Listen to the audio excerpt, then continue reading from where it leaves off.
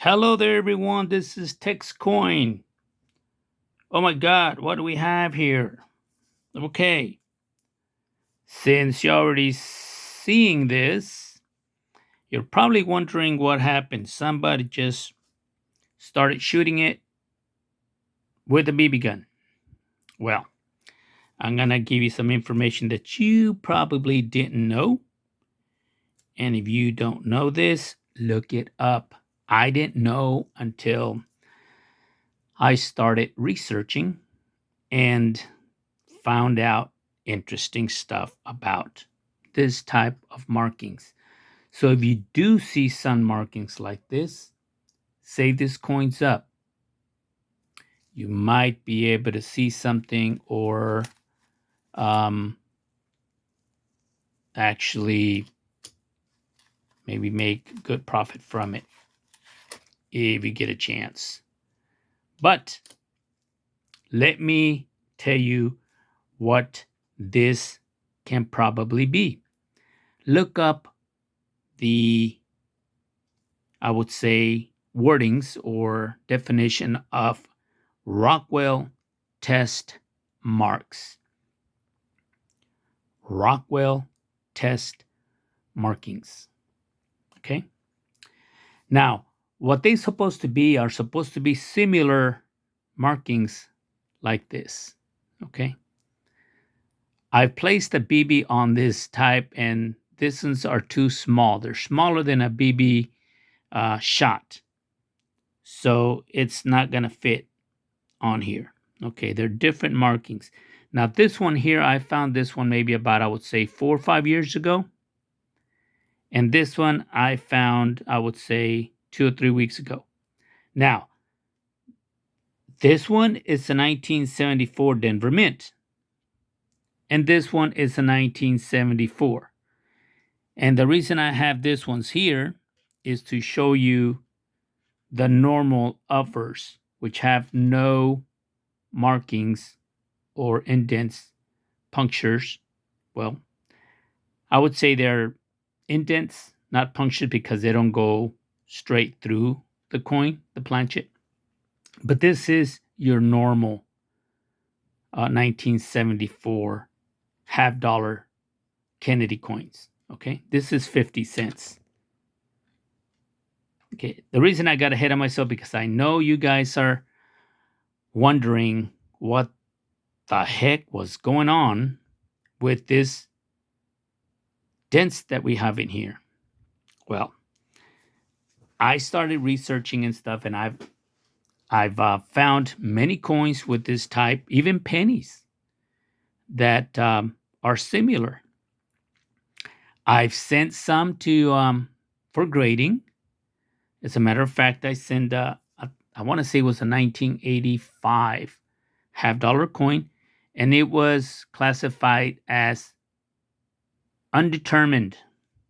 They didn't know what it was because it was really nice, but it was just like a hole, not a, well, more like a, I would say, an indent, but it was really fine, just like you see this one's. It didn't go through. It was really fine, and it was on the reverse side, in the middle of the O. It was right here on the O. It didn't go outside the O or anything. It was just inside the letter O on dollar. See how we have another one here? Well, look up Rockwell test marks so you can gather more information and read up on it. It's really, really interesting. But let me show you. This would be a 1974 no mint mark regular uppers. And then your normal reverse. Okay? Then we have your 1974 Denver Mint. And your normal reverse 1974 Denver mint.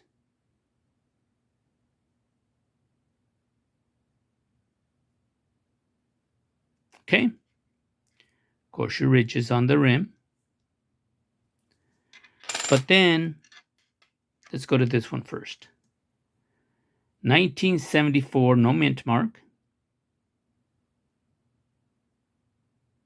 I mean, these things are smooth.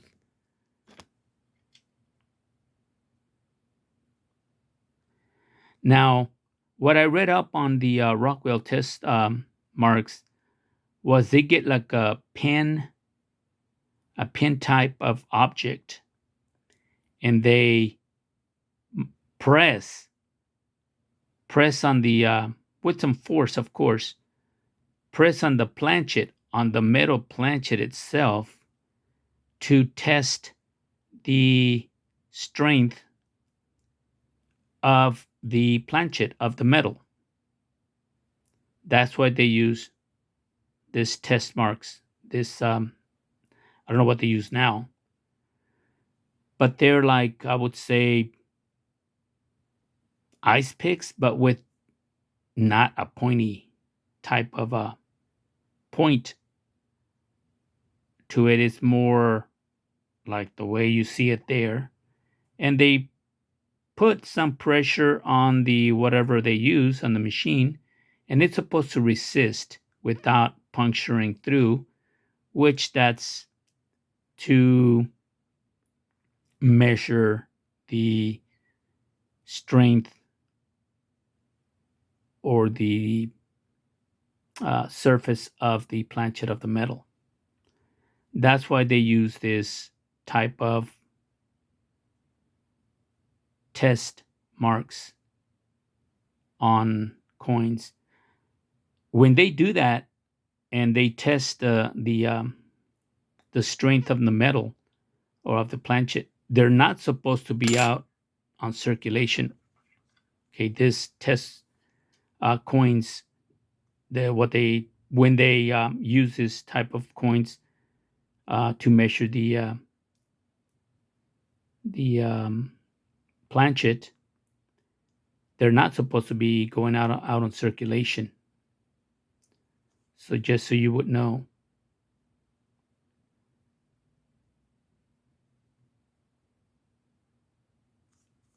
Now, I did read on value about this type of markings. They range between 25, 50, 150, $175, depending on the coin and the marking, the type of test mark that it has. Some of them are diamond shaped, some of them are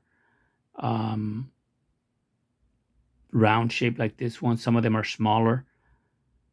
But on the pennies, I've seen some that are really fine, really nice, and they are also worth money. But of course, the when you send them up for grading, they don't classify them as mint errors because I don't think they grade those.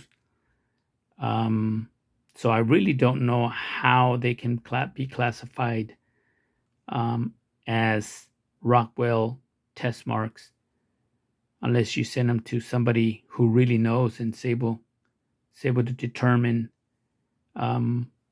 what it is. But just so you would know, they don't. They're not supposed to be out in circulation when they do this type of tests on the planchets. They are supposed to recover them and then, of course, dispose of them. Probably melt them down again and use them for different planchets and stuff like that, or make different new planchets. But they're not supposed to be out in circulation. So if you see something like this, hold on to it just to find out and do more research on it. And maybe, you never know, maybe you do have, I mean, for 50 cents, if you can sell it for $50, take it. You're getting $50 for a 50 cents piece. Not bad. But I thought I would share this with you. Do some research on it. That way you can find out more about it. And if you find coins like this, don't take it for granted. Do some research on it. Try to find out. And you'll realize that you might have something there that's interesting, and there is somebody out there who might be interested in buying your coin. Hope you like this, guys. Thank you all very, very much. If you haven't subscribed, please do so. Remember that bell tone so you can get notification upon my videos. Subscribe if you haven't subscribed. And thank you for continuing to view my strange coins that I post for you guys. You all stay safe. Take care. Bye-bye.